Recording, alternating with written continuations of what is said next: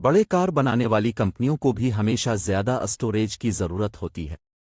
اگست کے آخر میں ٹویوٹا کو جاپان میں 14 کار بنانے والے کارخانوں میں 28 اسمبلی لائنز کو کمپیوٹر کی مسائل کی بنا پر بند کرنا پڑا۔ آج ٹویوٹا نے اس بندش پر مزید تفصیلات فراہم کی ہیں، جس میں شامل ہے کہ ناکافی ڈسک سپیس کی بنا پر غلطی واقع ہوئی۔ کار بنانے والی کمپنی کی ایک پریس ریلیز کے مطابق ان کارخانوں کو بند کرنے کا باعث چند دن پہلے ہونے والی نظامی دیکھ بھال تھی۔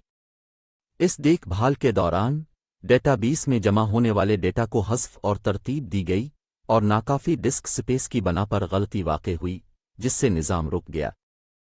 کمپنی نے مزید لکھا کہ سرورز اسی نظام پر چل رہے تھے جیسے اس کا بیک اپ، جس سے وہاں بھی وہی مسئلہ پیدا ہوا، لہٰذا کمپنی نے تبدیلی نہیں کی۔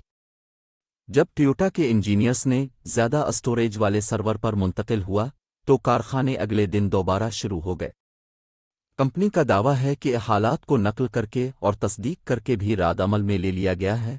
ٹویوٹا کا بیان بھی شامل تھا جس میں گاہکوں، فراہم کنندگان اور متعلقہ پارٹیوں سے معافی مانگی گئی تھی کہ پچھلے مہینے کے آخر میں ہمارے پیداوار حکم نظام میں خرابی کی بنا پر ہمارے ملکی کارخانوں کی معطلی کی وجہ سے پیدا ہونے والی کسی بھی تکلیف کے لیے کہانی کی تعلیم ہمیشہ کچھ اضافی اسٹوریج سپیس اپنے پاس رکھیں، خصوصاً اگر آپ ایک بڑی کمپنی ہیں جو مشین بنانے کے لیے ٹھوس معیارات کی ضرورت رکھتی ہے جو سافٹ ویئر کو مخصوص معیارات تک مدد فراہم کر سکتی ہے۔